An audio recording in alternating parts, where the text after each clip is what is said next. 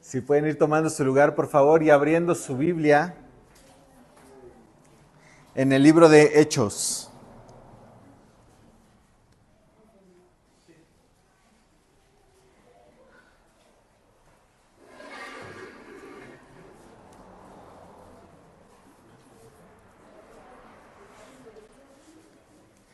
Ok, mientras están en su lugar, permíteme recordarte, la semana pasada comenzamos nuestro estudio en el libro de Hechos, ¿verdad? Y estuvimos estudiando un poco acerca del contexto, quién lo escribió, para qué se escribió, el propósito del libro, etcétera. Y concluimos los primeros 5 versículos que estudiamos la semana pasada con 3 instrucciones. La primera era integridad, ¿verdad? Que nuestra vida muestre lo que decimos creer acerca de Jesús. Jesús nos pone el ejemplo de hacer lo que predicaba. La segunda instrucción fue guía. Actuar siempre guiados por el Espíritu Santo.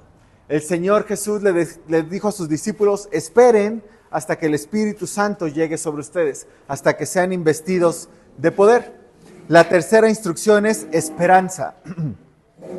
Jesús prometió al Espíritu Santo para llenarnos a todos los que hemos sido rescatados por Él. Y esa es nuestra esperanza también. Y hoy vamos a leer a partir del versículo 6 hasta el versículo 14. Así que por favor, acompáñame en tu Biblia, Hechos 1, del 6 al 14. Lo voy a leer y te voy a pedir que me acompañes con tu vista, por favor. Dice, entonces los que se habían reunido le preguntaron diciendo, Señor, ¿restaurarás el reino de Israel en este tiempo? Y les dijo, no os toca a vosotros saber los tiempos o las sazones que el Padre puso en su sola potestad, pero recibiréis poder cuando haya venido sobre vosotros el Espíritu Santo, y me seréis testigos en Jerusalén, en toda Judea, en Samaria y hasta lo último de la tierra. Habiendo dicho estas cosas, viéndolo ellos fue alzado y le recibió una nube que le ocultó de sus ojos. Y estando ellos con los ojos puestos en el cielo, entre tanto que él se iba, he aquí se pusieron junto a ellos 2 varones con vestiduras blancas, los cuales también les dijeron, varones Galileos, ¿por qué estáis mirando al cielo? Este mismo Jesús que ha sido tomado de vosotros al cielo, así vendrá como le habéis visto ir al cielo. Entonces volvieron a Jerusalén desde el monte que se llama del Olivar, el cual está cerca de Jerusalén, camino de un día de reposo. Y entrados subieron al aposento alto, donde moraban Pedro y Jacobo, Juan, Andrés, Felipe, Tomás, Bartolomé, Mateo, Jacobo hijo de Alfeo, Simón el celote y Judas hermano de Jacobo. Todos estos perseveraban unánimes en oración y ruego con las mujeres y con la madre de Jesús y con sus hermanos. Por favor, acompáñame a orar. Señor, muchas gracias por tu palabra, gracias por permitirnos abrirla, por permitirnos estudiarla. Queremos pedirte, Padre, que sea tu Espíritu Santo el que hable a cada uno de nuestros corazones. Que no sean mis palabras, que sea tu palabra, Señor. Ayúdanos a tener un corazón dispuesto a escucharte, un corazón dispuesto a obedecerte y un corazón dispuesto a glorificarte. Te lo pedimos en el nombre de Jesús. Amén. Dice el versículo 6, entonces los que se habían reunido le preguntaron diciendo, Señor, ¿restaurarás el reino a Israel en este tiempo? Y mira, muy probablemente esta fue la última conversación que Jesús tuvo con sus discípulos. Algunos autores comentan que la palabra que nosotros podemos leer aquí en español como preguntaron, en el griego más bien sugiere la idea de preguntaban. Es decir, no era algo que hicieron una sola vez, sino que era algo que hacían frecuentemente. Y es que muchos de ellos habían creído que verdaderamente Jesús era el Mesías. Veían en Jesús cumplidas las profecías con respecto al Mesías y esperaban que también en Jesús se cumpliera ese momento de las profecías referente a la restauración de Israel como nación. Algunos ejemplos que podemos tener de estas profecías son los siguientes. Acompáñame por favor en tu Biblia al libro de Ezequiel, capítulo 11, versículos 16 y 17. Alguien más, por favor, que también pueda acompañarme al libro de Amós, capítulo 9, versículos del 11 al 15. Y una persona más que por favor me ayude con Isaías, capítulo 14, versículos 1 y 2. Si alguien tiene Ezequiel y me puede ayudar a leerlo, se lo agradecería. Sari, por favor. Por tanto, así ha dicho Jehová el Señor, aunque les he arrojado lejos entre las naciones y les he esparcido por las tierras, con todo eso les seré por un pequeño santuario en las tierras a donde lleguen. Di por tanto, así ha dicho Jehová el Señor, yo os recogeré de los pueblos y os congregaré de las tierras en las cuales estáis esparcidos y os daré la tierra de Israel. Muchas gracias. ¿Alguien que me pueda ayudar a leer Amós 9 del 11 al 15? En aquel día yo levantaré el tabernáculo caído de David y cerraré sus portillos y levantaré sus minas y lo edificaré como en el tiempo pasado, para que aquellos sobre los cuales es invocado mi nombre, o sea, en el resto de Edom y a todas las naciones, dice Jehová, que hace esto. He aquí vienen días, dice Jehová, en que el que ara alcanzará al segador y el pisador de las uvas al que lleve la simiente. Los montes destilarán mosto y todos los collados se derretirán. Y traeré del cautiverio mi pueblo Israel y edificarán ellos las ciudades asoladas y las habitarán. Plantarán viñas y beberán el vino de ellas y harán huertos y comerán el fruto de ellos. Los plantaré sobre su tierra y nunca más serán arrancados de su tierra que yo les di. Ha dicho Jehová, Dios tuyo. Perfecto. Una más, Isaías 14, 1 y 2. Adelante, Adri, por favor. Sí, Yahvé se compadecerá de Jacob, dará su preferencia a Israel y volverá a instalarlo en su patria. El extranjero seguirá también sus pasos y se juntarán a los de la familia de Jacob. Los pueblos los recogerán y los volverán a la tierra, y la familia de Israel a su vez se apoderará de ellos y los hará sus esclavos y sirvientes en la tierra de Yahvé. Israel hará prisioneros a todos los que llevaron cautivo y dominarán a sus opresores. Perfecto, muchas gracias. Todas estas profecías podemos ver que hablan acerca de una restauración de Israel como reino, ¿verdad? ¿Y cuál es el contexto que están viviendo en este momento en el libro de Hechos el pueblo de Israel? Recuerdas que están siendo dominados y están siendo subyugados por el imperio romano. Entonces ellos algo que esperaban, sí era un Mesías espiritual, pero más bien ellos esperaban un libertador físico. Ellos esperaban a alguien que pudiera derrotar entonces a todos sus enemigos y restaurarlos como una nación poderosa. Ellos querían ver en este momento el cumplimiento de estas profecías. Entonces es por eso que los discípulos hacen esta pregunta. Están realmente interesados en saber cuándo el Señor va a restaurar a Israel. ¿Cuándo iban a destruir a sus enemigos? ¿Cuándo dejarían de estar bajo el yugo romano? John Stott, un escritor, lo explica o lo resume de la siguiente manera. Dice, el verbo restaurar muestra que esperaban un reino político y territorial. El sustantivo Israel significa que esperaban un reino nacional. Y la frase adverbial en este tiempo significa que esperaban su establecimiento inmediato. Es lo que ellos están demostrando con esta pregunta. Señor, ¿cuándo va a suceder esto? ¿Cuándo seremos restaurados como esta nación grande, fuerte, política? ¿Va a ser en este tiempo? Es decir, ¿va a ser en este momento de la historia? Muchas de las personas que escuchaban a Jesús hablar acerca del reino de Dios pensaban que se refería solamente a un reino físico. Es decir, cuando Jesús hablaba acerca de el reino de Dios se ha acercado, ellos decían, es el momento. Seguramente se va a levantar una nación como parte del reino, el cual sí sucederá. Estas promesas, estas profecías que Dios ha hecho respecto a Israel van a suceder porque Jehová lo prometió. Y Jehová lo que promete, lo cumple. Pero Jesús en este momento hablaba más bien de un reino espiritual, no de un reino específicamente o solamente para el pueblo de Israel, sino un reino del que tú y yo también podemos ser parte. Un reino espiritual del que somos parte todos los que hemos sido rescatados por Él. Mira, no sé si recuerdas los últimos capítulos que vimos de Lucas, pero aún en la respuesta de los discípulos que van camino a Emaús, podemos ver cierta decepción al no ver cumplida esta restauración física de la nación de Israel de manera inmediata. Por favor, acompáñame a Lucas, capítulo 24, versículos del 19 al 21. Recuerda el contexto. Estos hombres estuvieron en la sepultura del Señor Jesús y de repente van de regreso a Emaús. Y ellos van hablando acerca de todas las cosas que habían sucedido. Y de repente se aparece Jesús junto a ellos, pero ellos no le reconocen. Y Jesús les comienza a preguntar, ¿de qué cosas están hablando? ¿Cuáles son estas cosas que ustedes están hablando? Versículo 19. Entonces Él les dijo, ¿qué cosas? Y ellos les dijeron, de Jesús Nazareno, que fue varón profeta, poderoso en obra y en palabra delante de Dios y de todo el pueblo. Y cómo le entregaron los principales sacerdotes y nuestros gobernantes a sentencia de muerte y le crucificaron. Pero nosotros esperábamos que Él era el que había ¿de qué? De redimir a Israel. Y ahora, además de todo esto, hoy es ya el tercer día de que esto ha acontecido. Veíamos en ese momento, cuando estudiamos este pasaje, la palabra esperábamos, que se traduce como guardábamos esperanza. Ellos creían, al igual que muchos judíos, que iba a ser Jesús este guerrillero, este libertador, que les iba a ayudar a restaurar la nación de Israel. Y mira, nosotros, a la luz de las Escrituras, podemos ver mucho más claro cuál es el plan de redención de Dios para la humanidad. Pero para ellos en este momento era una pregunta muy importante. Era una pregunta que anhelaban una respuesta muy profundamente. Y Jesús les da una respuesta muy interesante. Versículo 7 del libro de Hechos.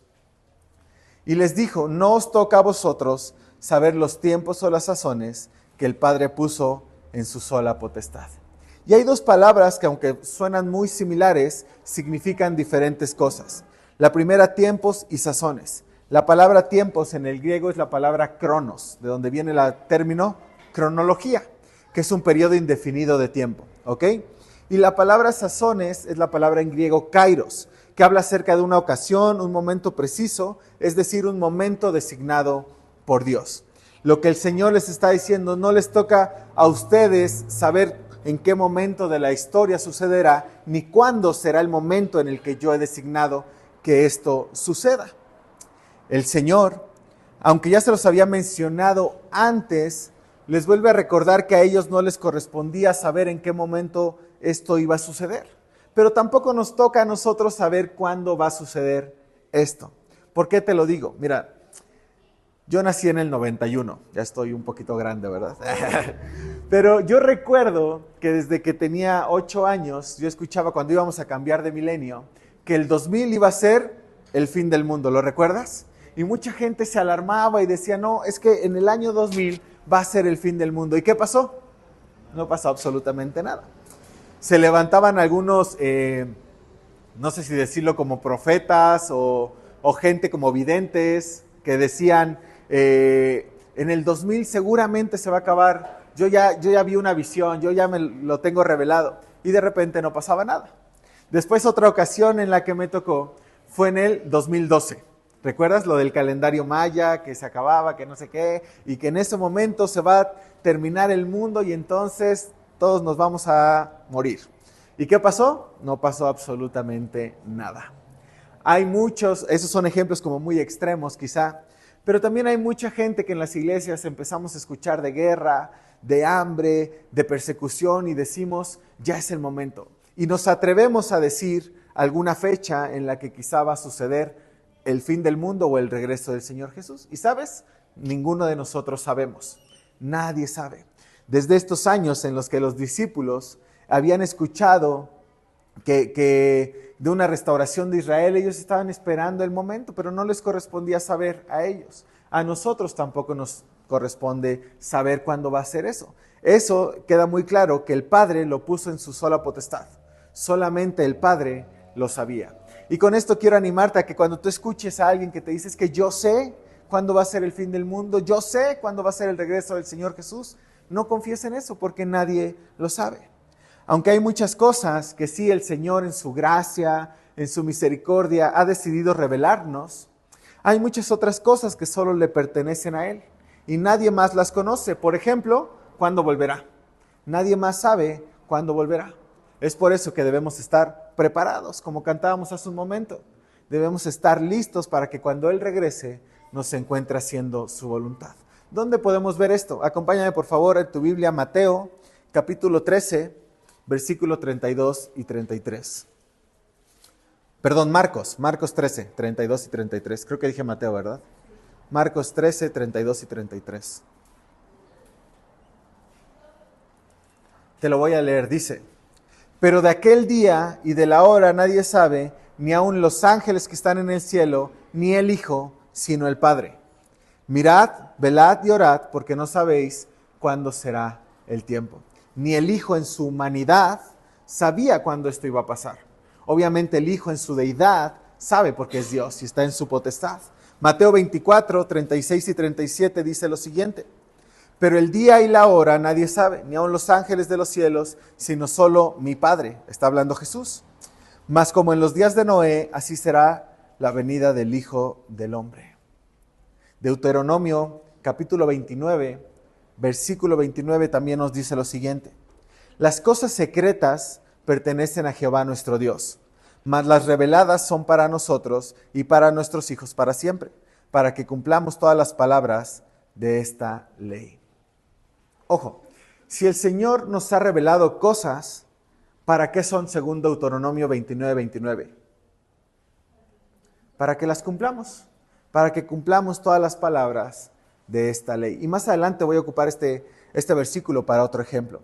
Pero mira, el problema no era que los discípulos no creyeran que Dios iba a restaurar el reino de Israel. Quizá ellos creían verdaderamente que eso iba a suceder, porque confiaban en que Jehová cumple su palabra. Ellos sabían que iba a suceder. El problema era que ellos querían saber cuándo iba a pasar. No sé si te ves identificado con esta actitud de los discípulos. Por ejemplo, Señor, confío en que me vas a sacar de esta situación tan difícil que estoy pasando, pero ¿cuándo? ¿Cuándo va a suceder? Señor, quiero saber cuándo va a mejorar mi situación. Señor, quiero saber cuándo se va a arreglar mi problema. Señor, quiero saber cuándo me vas a librar de esta enfermedad. Y mira, hay respuestas que nosotros no vamos a tener de manera inmediata. Hay cosas que quizá el Señor no nos va a revelar de manera inmediata. Mira, pues tú estás enfermo, pero el 25 de julio, ese es el día en el que tú te vas a recuperar. No, hay cosas que el Señor no nos va a revelar de esa manera. Pero nuestra tarea no es saber cuándo sucederá, sino que nuestra tarea es seguir confiando en lo que nuestro Dios o lo que nuestro Señor ha prometido sucederá. Nosotros solamente necesitamos creer eso. Si el Señor lo ha prometido, va a suceder. ¿Cuándo? No lo sé. Quizá nunca lo vamos a saber, pero si Él lo promete, entonces va a suceder. No necesitamos tener las respuestas para todo, ¿ok? Necesitamos tener fe. ¿Qué pasaría, y ya lo hemos puesto de ejemplo, si nosotros supiéramos qué día exactamente va a ser en el que el Señor va a regresar? ¿Verdad? Quizá nos comportaríamos de alguna manera completamente alejada de Dios y entonces una semana antes, si bien me va un día antes, me arrepiento, pido perdón y me comporto bien, ¿verdad? Eso podría ser un ejemplo muy, muy claro. Pero si nosotros no tenemos todas las respuestas, es para que nosotros podamos cumplir lo que ya nos ha sido revelado, pero también para que podamos confiar en lo que el Señor hace. El poder entonces que los discípulos esperaban tener como nación, como pueblo de Israel, en ese momento no iba a suceder. De hecho, podemos ver en la historia más adelante, en el año 70, lo que les sucede como nación, ¿verdad? La destrucción del pueblo de Israel. Pero mira la increíble promesa que Jesús sí les hace. Versículo 8. Pero recibiréis poder cuando haya venido sobre vosotros el Espíritu Santo y me seréis testigos en Jerusalén, en toda Judea, en Samaria y hasta lo último de la tierra. Y es increíble porque mira, es decir, no van a tener el poder que ustedes desean como nación en este momento, pero sí van a recibir poder. ¿Qué tipo de poder iban a recibir? Y quiero hacerte una pregunta que luego cuando estamos platicando mi esposa o mi hija, cuando estamos jugando, a veces nos la hacemos. Si pudieras tener algún poder, ¿cuál sería? Alguien que me diga, si pudiera tener algún poder, ¿cuál sería? Teletransportación, muy bien. ¿Cuál otra? Si alguien pudiera tener algún poder. Imagínense como niños. Adivinar los pensamientos, muy bien. Volar, muy bien. Exacto. ¿Qué otra cosa? Sanar a los enfermos, muy bien. ¿Alguien más que tenga, de niños haya imaginado algún superpoder? ¿No? Como supervelocidad, superfuerza, alguna cosa así, ¿verdad? Quizá nosotros, si pensamos en recibir un poder, pensaríamos en algo así como volar, superfuerza, supervelocidad, ser invisibles, etc. Yo creo que a todos nos gustaría tener un superpoder que pudiéramos dominar y hacer lo que quisiéramos con eso, ¿verdad? Pero ahora Jesús les está prometiendo a sus discípulos que van a recibir un poder. Pero no es un poder como estos que acabamos de mencionar, ¿ok? Es un poder más grande. Es un poder más grande que la teletransportación. Es un poder más grande que la superfuerza. Es un poder más grande que sanar a los enfermos. Es el poder de Dios. Jesús no les está diciendo que les va a dar una gran fuerza física para poder derrotar a los romanos, ni nada por el estilo. Les daría un poder que ellos no podían controlar. A veces nos gustaría tener poderes porque nosotros lo podemos controlar, pero este poder que Dios les está prometiendo, que Jesús les está prometiendo en este momento, no es uno que ellos iban a poder controlar, sino todo lo contrario, es un poder que iba a controlar a la gente. Es un poder que nos controla a nosotros. Es el poder de Dios. La palabra poder es la palabra dunamis, que se refiere a poder de lo alto, una capacidad o una fuerza sobrenatural, un poder de Dios. Es decir, este poder que ellos iban a recibir iba a ser el Espíritu Santo. Iban a recibir poder mediante el Espíritu Santo. No era un poder para gobernar sobre las otras naciones, sino era un poder que les iba a ayudar a cumplir su misión. ¿Cuál era la misión? Según el versículo 8. Pero recibiréis poder, ¿y qué? Me seréis testigos. La misión era ser testigos de Jesús y entonces así poder extender el evangelio a todas las naciones.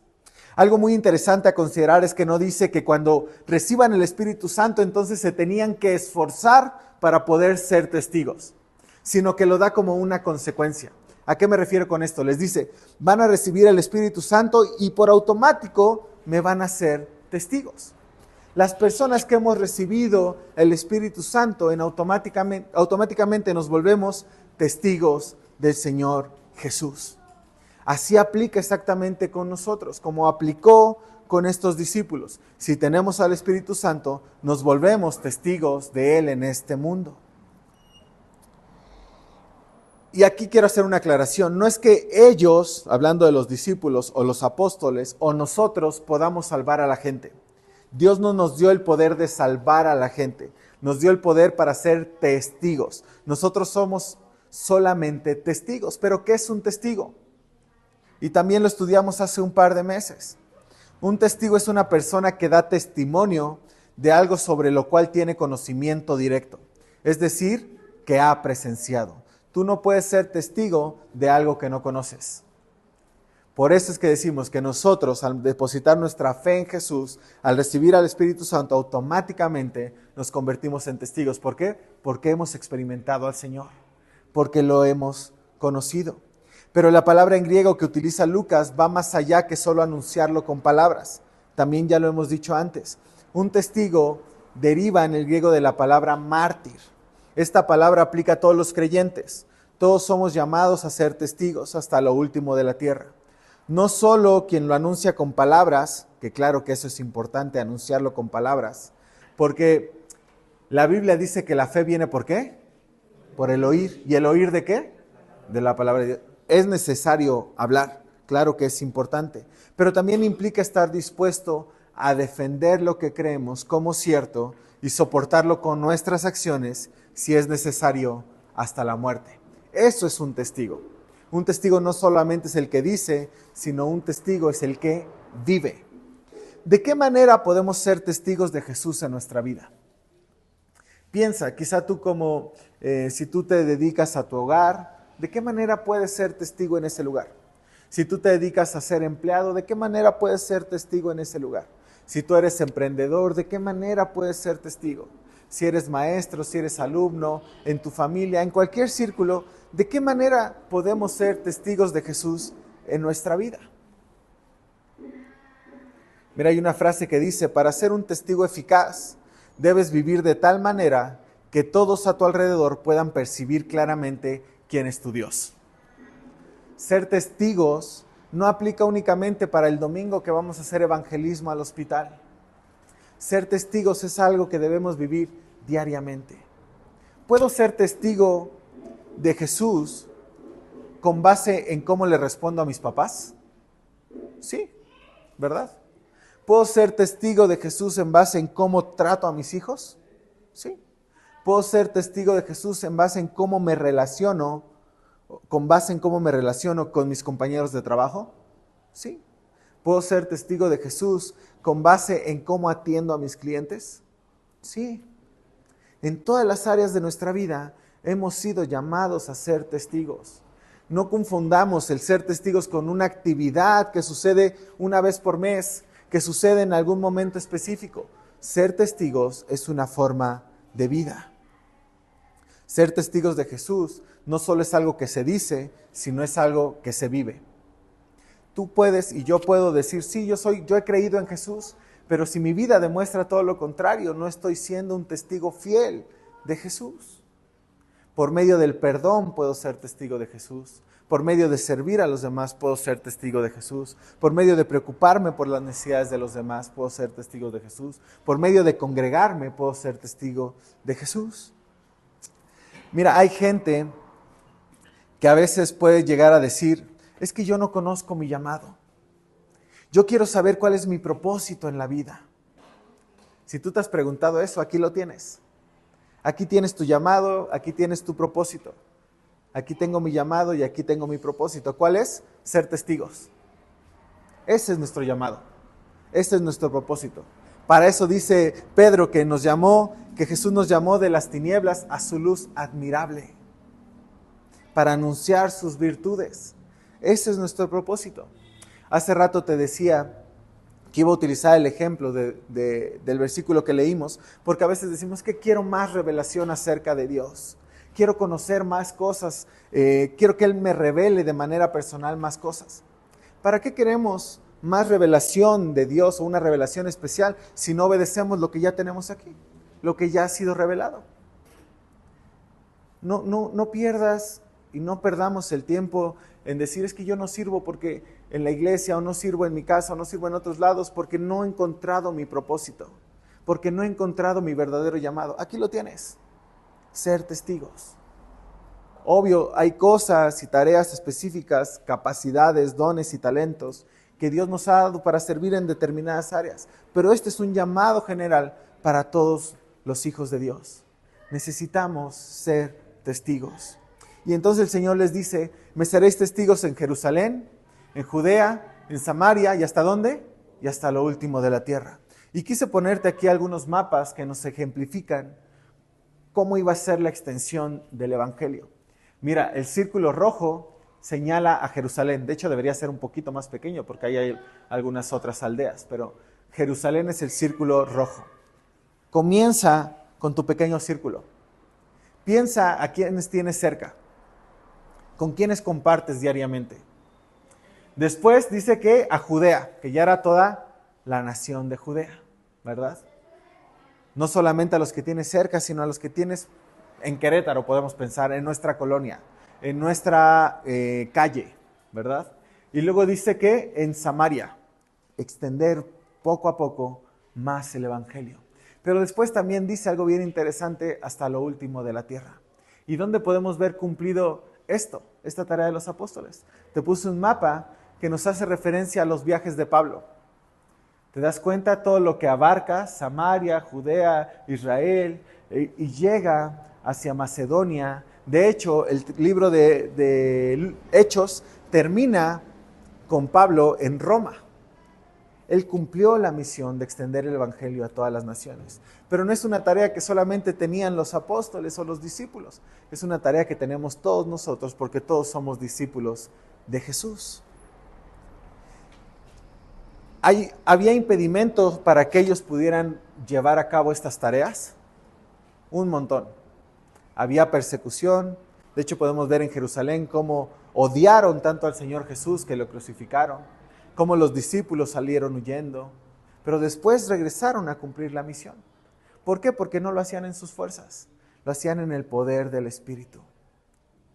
Después podemos ver que estaban siendo dominados por el Imperio Romano y sin embargo el Evangelio llegó hasta el Imperio Romano.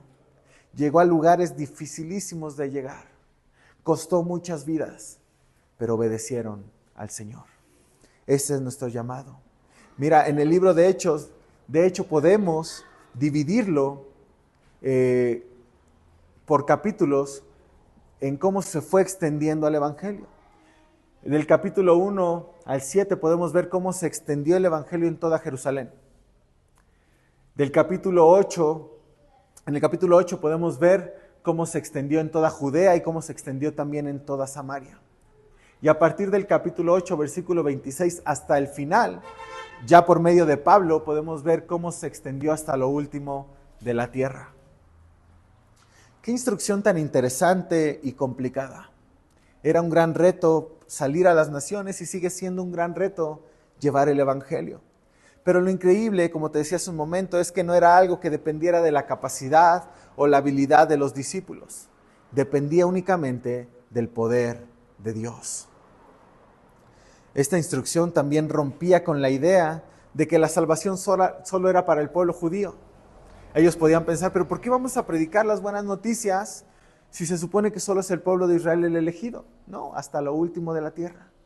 También era llevarlo a los gentiles. ¿Cuántos retos crees que pudieron haber enfrentado los discípulos al predicar el Evangelio? Muchísimos, ¿verdad? Los vamos a ver algunos de ellos más adelante en Hechos. ¿Cuántos retos crees que enfrentaremos tú y yo al predicar el Evangelio? También muchísimos. Quizá no tan extremos, ¿no?, como algunos que leemos en la Biblia, pero cierto rechazo, que la gente nos ignore, que gente nos deje de hablar, que familiares perdamos cierta relación. Vamos a enfrentar muchos retos. La gran noticia es que así como ellos lo lograron por medio del poder del Espíritu Santo, nosotros también lo podemos lograr. ¿Por qué? Porque tenemos al mismo Espíritu Santo, tenemos el mismo poder, dándonos ese poder el Espíritu Santo para poder ser testigos. Versículo 9, dice, y habiendo dicho estas cosas, viéndolo ellos, fue alzado, y le recibió una nube que le ocultó de sus ojos. Y así concluye el ministerio de Jesús en la tierra, dando esta instrucción de llevar el Evangelio a las naciones. Jesús no desapareció simplemente, sino que fue alzado hasta el cielo, y esta imagen fue vista por muchísimos ojos, quienes después pudieron dar testimonio de este evento. Importante ver las palabras fue alzado, ¿ok? Nos muestra que fue el Padre quien levantó al Hijo para glorificarle y sentarlo a su diestra. Nos muestra que la obra de Jesús fue aceptada y por lo tanto fue glorificado. Filipenses, un versículo muy conocido que seguramente te sabes, 2, 9 y 11, dice, por lo cual Dios también le exaltó hasta lo sumo y le dio un nombre que es sobre todo nombre, para que en el nombre de Jesús se doble toda rodilla de los que están en los cielos y en la tierra y debajo de la tierra, y toda lengua confiese que Jesucristo es el Señor, para gloria de Dios Padre. Fue ascendido por el Padre y fue puesto en un lugar de honor para que ante su nombre, ante su presencia, se doble toda rodilla y toda lengua confiese que Jesús es el Señor. Versículo 10. Y estando ellos con los ojos puestos en el cielo, entre tanto que él se iba, he aquí se pusieron junto a ellos 2 varones con vestiduras blancas. Intenta imaginar esta escena. Después de aproximadamente 3 años de ministerio de Jesús junto a sus discípulos, había llegado el momento en el que Jesús estaba ascendiendo al cielo. Ellos poco a poco iban viendo cómo Jesús se iba alejando y era recibido por una nube. Seguramente es una imagen tan gloriosa que difícilmente puedes dejar de ver, ¿verdad? Seguramente estás, no sé si a lo mejor pudiera haber nostalgia de esta separación física con Jesús. No sé si a lo mejor es algo tan impresionante que ellos no podían dejar de mirar al cielo. Ellos no dejan de poner su mirada en el cielo y entonces se aparecen 2 hombres con vestiduras blancas, que seguramente son 2 ángeles. Y dicen lo siguiente en el versículo 11, los cuales también les dijeron, varones galileos, ¿por qué estáis mirando al cielo? Este mismo Jesús que ha sido tomado de vosotros al cielo, así vendrá como lo habéis visto ir al cielo. Los ángeles no vienen a reprenderlos, no vienen a regañarlos, sino que vienen como un instrumento de parte de Dios para afirmar su fe, para reafirmar su esperanza, para reafirmarlos, recordándoles la esperanza que todos tenemos, que así como Jesús se fue al cielo, así también volverá. Mira, hay una frase que normalmente ocupamos para hacer una referencia a poner los ojos en Jesús. Y es puestos los ojos, ¿qué? En el cielo. Nosotros debemos vivir de esa manera, puestos los ojos en el cielo, puestos los ojos en Jesús, no viendo lo material. Pero lo que aquí se está refiriendo este versículo es que ellos, los ángeles están diciendo, ¿por qué permaneces viendo en ese momento físico a Jesús? Él va a regresar. No creas que tu esperanza se ha ido. Así como Él se ha ido en este momento, así también volverá. Otra palabra interesante es que menciona este mismo Jesús. No otro Jesús, no otra persona, el mismo Jesús que ellos habían visto físicamente irse, así físicamente también iba a volver. También dice, así vendrá como le habéis visto ir al cielo. ¿Cómo fue el proceso en el que Jesús ascendió al cielo? Bueno, Él fue levantado y de repente, ¿qué? Una nube le ocultó de sus ojos. ¿Cómo será entonces el proceso a la inversa cuando Jesús regrese? De la misma manera, en una nube, y entonces, ¿qué? Todo ojo le verá. ¿Dónde podemos ver esto? Lucas, capítulo 21, versículo 27. Si alguien lo tiene y me ayuda a leerlo, por favor. Entonces verán al Hijo del Hombre que vendrá en una nube con poder y gran gloria. Así como Él ascendió, así también Él volverá. Esa es una gran esperanza. Y Dios utilizó a estos ángeles para recordarles esta esperanza a los discípulos. Versículo 12. Entonces volvieron a Jerusalén desde el monte que se llama del Olivar. Nosotros lo conocemos como de los Olivos, ¿verdad? Es más común que se mencione así. El cual está cerca de Jerusalén, camino de un día de reposo. Toda esta escena de la ascensión de Jesús se desarrolla en el monte de los Olivos. Pero Jesús les había dicho que permanecieran en un lugar a sus discípulos. ¿Cuál era ese lugar? En Jerusalén, hasta recibir al Espíritu Santo. Por ello, entonces ellos vuelven de manera inmediata, mostrando obediencia a Jerusalén. Versículo 13. Y entrados, subieron al aposento alto. ¿Qué era el aposento alto? Pues era un lugar de reunión que ellos tenían. Algunos autores dicen que posiblemente es también el lugar donde Jesús celebró la última cena con sus discípulos. No lo sabemos, pero era un lugar que estaba dedicado para tener comunión con el Padre. Donde moraban Pedro y Jacobo, Juan, Andrés, Felipe, Tomás, Bartolomé, Mateo, Jacobo hijo de Alfeo, Simón el celote y Judas, hermano de Jacobo. Estos hombres serían los encargados de cumplir la misión que Jesús les había dado. ¿Cuál era la misión? Extender el evangelio, ser testigos en Jerusalén, en Judea, en Samaria y hasta lo último de la tierra. ¿Quiénes eran estos 11 hombres? Los apóstoles que Jesús había escogido. ¿Recuerdas cuál era la profesión de estos hombres? Algunos eran pescadores, algunos eran cobradores de impuestos, otro era celote que tenía un poder político. Ninguno de ellos, excepto quizá podríamos pensar en el celote, tenía alguna influencia, ¿verdad? Un lugar de alto prestigio. Y humanamente a veces nosotros podemos pensar o no entendemos por qué no elegir a gente con mayor influencia. ¿Por qué no elegir a gente con mayor impacto social, con mayor poder político o económico? ¿Y sabes cuál es la respuesta? Lo que vimos hace rato.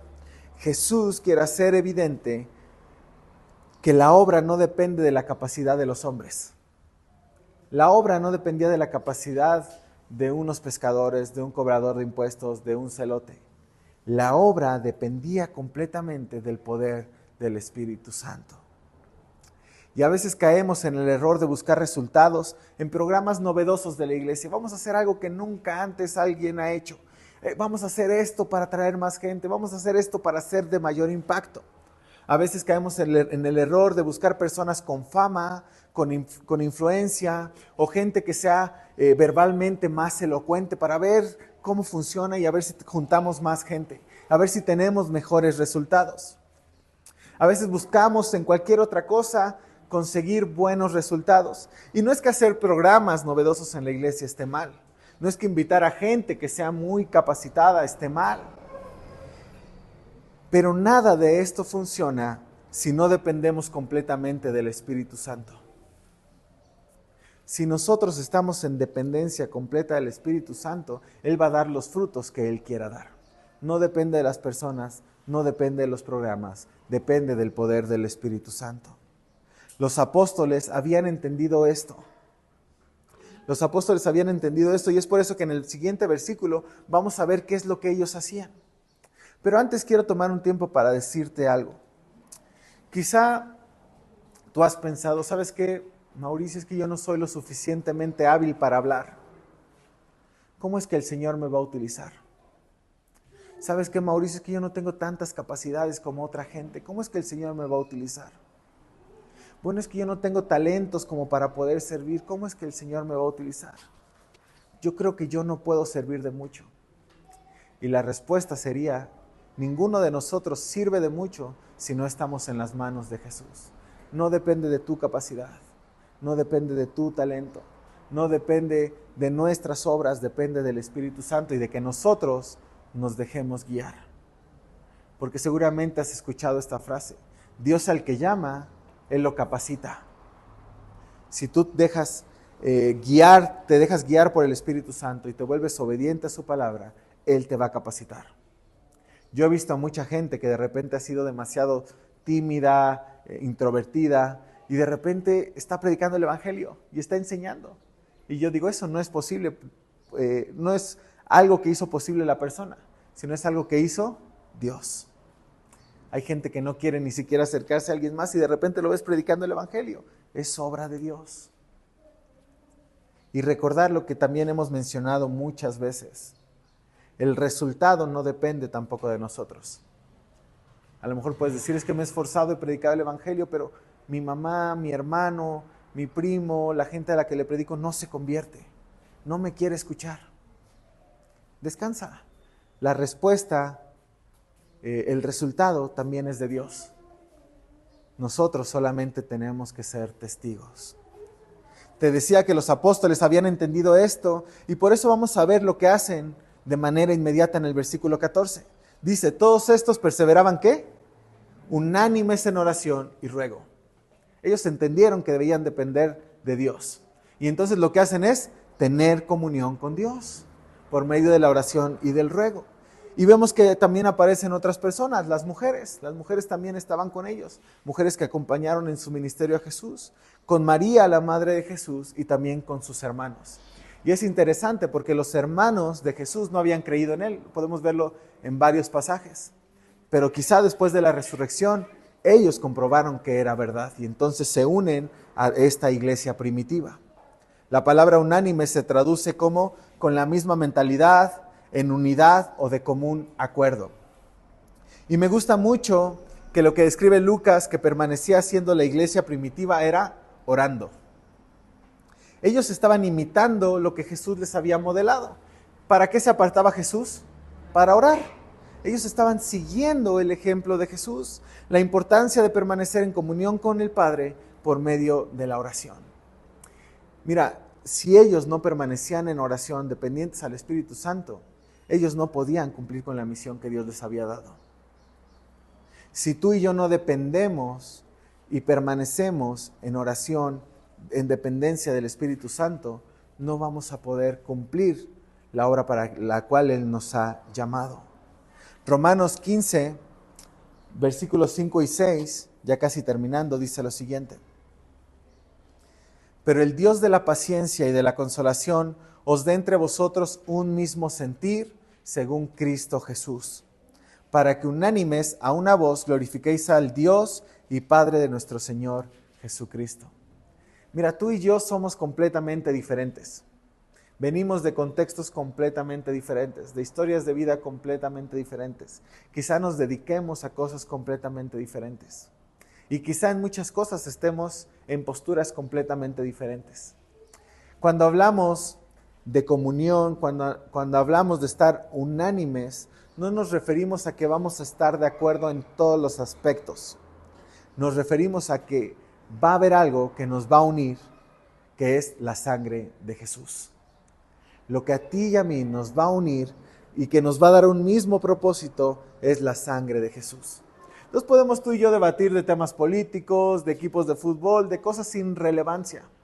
pero vamos a estar de acuerdo en que nuestra vida es para glorificar a nuestro Padre.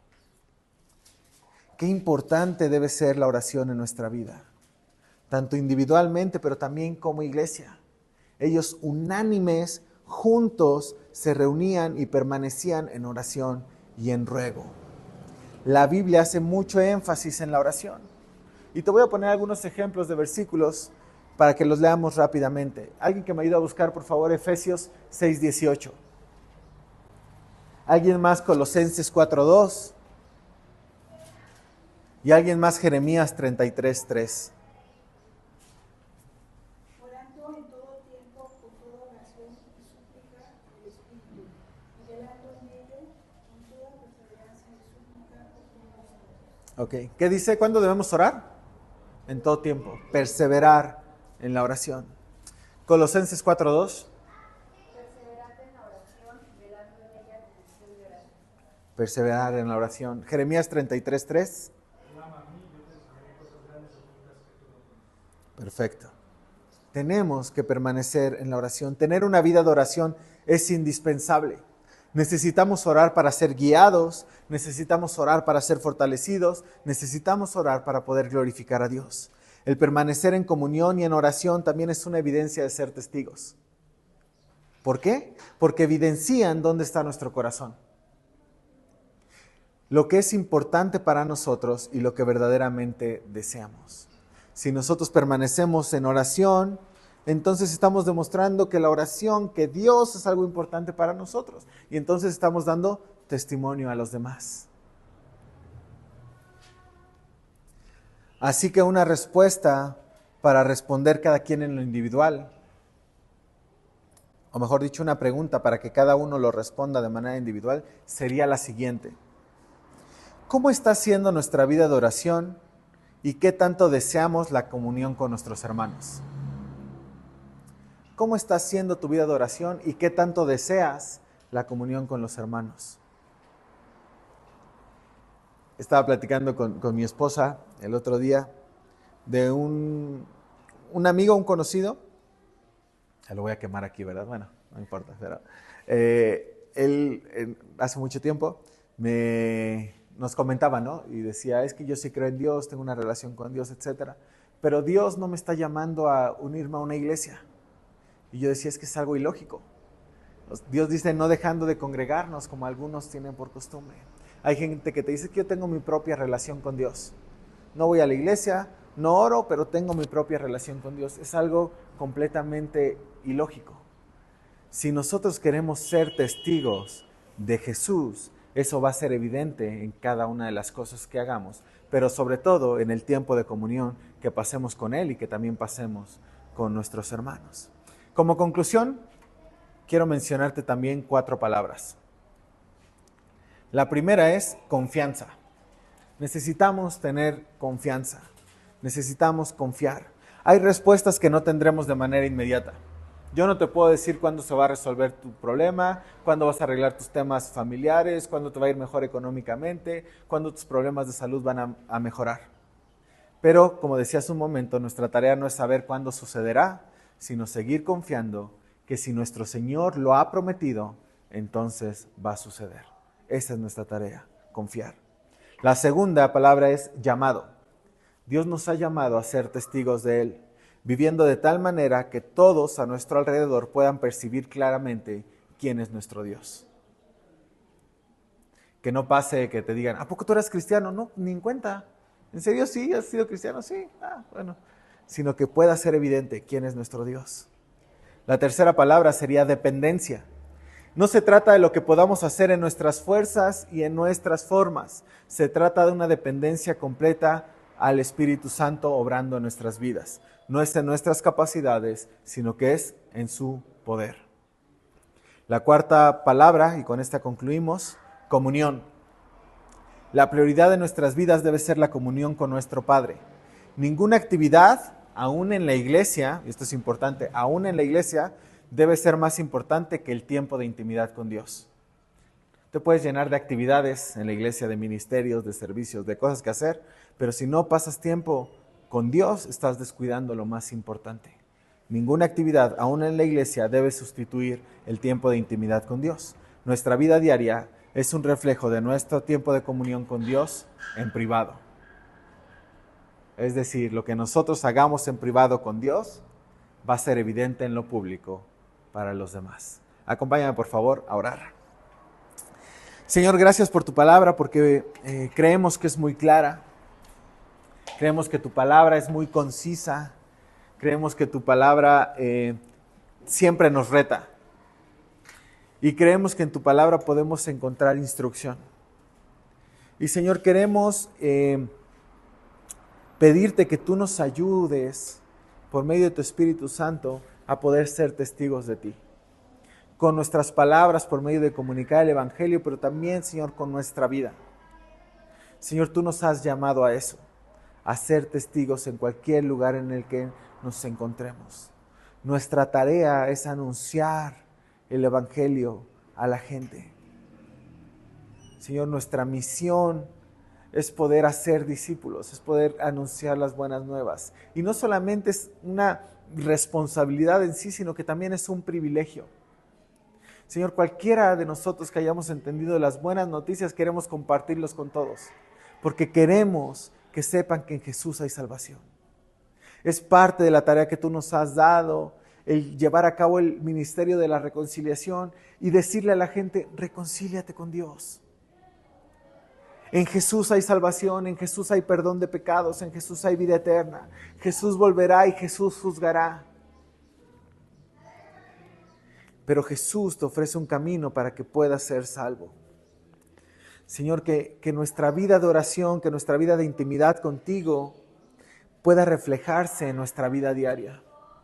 En la forma en la que somos papás, en la forma en la que somos hijos, en la forma en la que somos trabajadores, en la forma en la que somos esposos. Señor, en cualquier área de nuestra vida que se pueda reflejar que pasamos tiempo contigo, que somos testigos de ti, que podamos anunciarte en todo lugar, Padre. Y que nuestra vida siempre pueda ser algo grato delante de ti. Que nuestra vida sea como un perfume agradable ante ti, Señor. Que podamos cada día enamorarnos más de ti. Que no nos conformemos, como dice Romanos, a este mundo, sino que seamos transformados por medio del Espíritu Santo. Que podamos vivir conforme a tu palabra, conforme a tu justicia, conforme a tu verdad, y que todo en nuestra vida sea adoración hacia ti.